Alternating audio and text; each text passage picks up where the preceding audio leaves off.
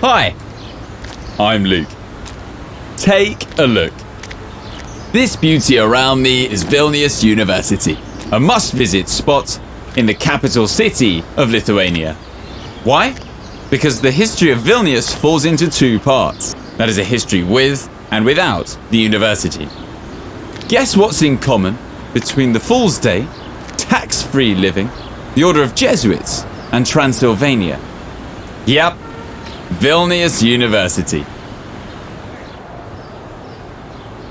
It was established on the 1st of April 1579. The initiative came from the local Jesuits and was actively supported by Valerian Protasiewicz, the Bishop of Vilnius. But the man who gave their plan a go-ahead was from Transylvania.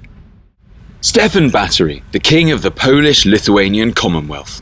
He granted the university autonomy, which included freedom from taxes.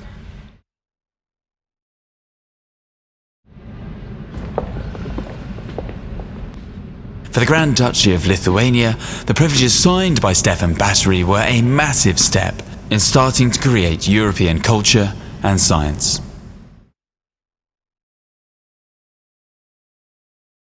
Now let's move towards the middle of the 17th century and meet one of the most influential men in Lithuanian history.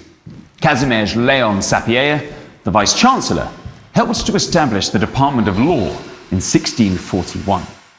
At the time when most of the powerful and wealthy were funding new churches, Sapieha donated huge sums of money to buy land, erect university buildings, and pay salaries to professors. It is no wonder then that for many decades the Department of Law bore his name, Schola Sapiehana, or Sapieha's School. It remained the sole law school in Lithuania until the early 20th century.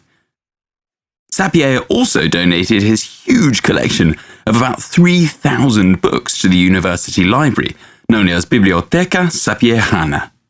In the middle of the 18th century, the university set yet another milestone by opening an observatory. At the time, scientists considered it as being on a par with its famous counterpart in Greenwich. Notably, a woman stood behind the whole process at the time when females were generally expected to look after home and children.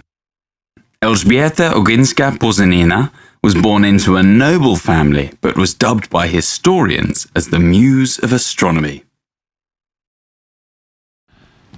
She was the key financial supporter of the University Observatory. It was established in 1753 and introduced a new scientific field in Lithuania: astronomy.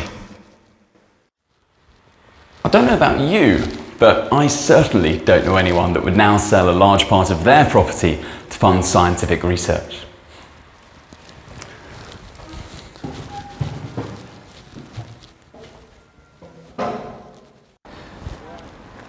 Now imagine that you're a customs officer in Lithuania facing a German with a bag of seeds. 650 types, to be precise.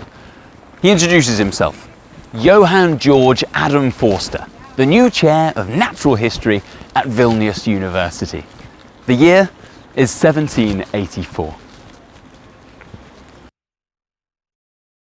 Forster, then 30, was already a well-known figure in European science. He had sailed the world with the famous British captain James Cook, and he had met some of Europe's brightest minds, including writers and philosophers. Now he is in Vilnius, surprised that the place where 4 centuries ago the locals worshipped pagan gods is now gripped by ideas of the Enlightenment. Remember the seeds he carried with him? Well, they helped to expand the university's botanical garden considerably. Yet more importantly, he helped bring top international science to the university by giving public lectures on botany and by engaging in scientific discourse.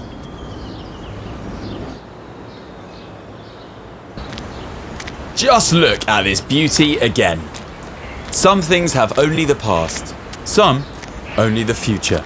But Vilnius University has both: grand intellectual tradition and the power to continue it.